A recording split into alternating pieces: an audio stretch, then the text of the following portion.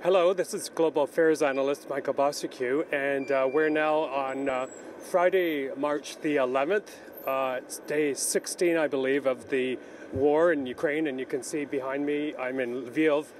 And this is a constant flow of traffic. It's getting busier every day as cars, lorries, buses head through the city or around the city or to the Polish border or to points inside Ukraine, people fleeing the violence from the eastern and southern parts of Ukraine. Now, speaking of the violence, early this morning around 6 a.m., there were two long-range missile strikes not too far from here. One was roughly in that direction at Ivano-Frankivsk, about 100 or so miles from here, and another one to the north, Lutsk, which was hit earlier. But the fact that a missile hit Ivano-Frankivsk, according to the mayor there, the airport, which serves a dual function of civilian and military, is a really, really big deal. These are fresh strikes in a part of the country which has been relatively untouched, and kind of takes the whole conflict to an entirely new level. The importance of this cannot be overestimated. Number one, Ivano-Frankivsk, like Lviv that you see behind me, is really the kind of birthplace of Ukrainian nationalism. And then secondly, Ivano-Frankivsk is where a lot of internally displaced people are, searching for a safe haven, where some of the NGOs that are working to help them are placing people. So it really, really raises the state of anxiety. I've talked to a few people here already today, and they are thinking of a plan B of where to go should missile strikes come here. So there is a air siren alarm at around 5 or 6 a.m., and then another one around noontime today. So that was the first alarms in a couple of days. In other parts of the country, the violence is only increasing. In Kharkiv, or near Kharkiv, there is a care home for people with mental disabilities that was hit. A few hundred people are housed there. As at the time I went on camera right now, we didn't have a clear fix on how many patients there might have been impacted, but they did do an evacuation.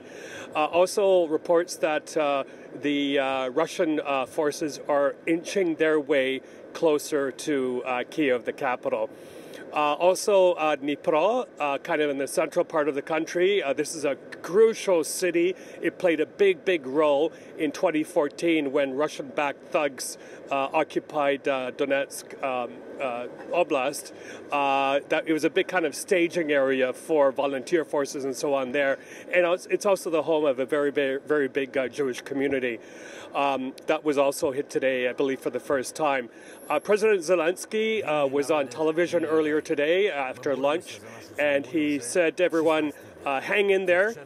This has gone on longer than when the Russians have planned, so our men and women are fighting back, and also to please take care in terms of your safety and stuff like that. He did mention the EU meeting yesterday, where basically Ukraine's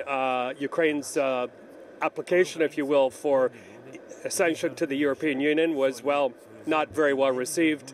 President Macron of France said that in wartime it's difficult to accept a country, whatever that means. But it was one more kind of hit to the trunk of the tree, if you will, of I think, Ukrainian strength in terms of, we're going to be part of the international community if we do the right things, fight corruption, that sort of stuff. And here they are, some of your closest allies turning their back on you. So I think more and more you're going to find Ukrainians telling themselves, we are in this more on our own.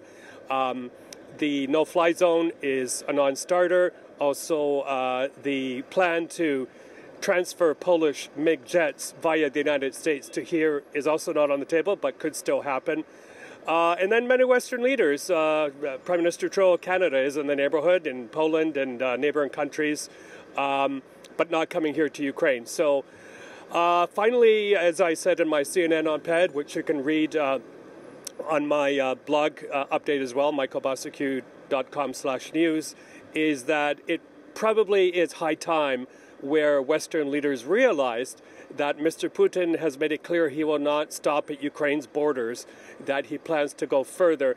And the sooner, the point I made, the sooner they come to that realization, the sooner they can mobilize and prepare for something so that they do these things on their own terms and not on Mr. Putin's.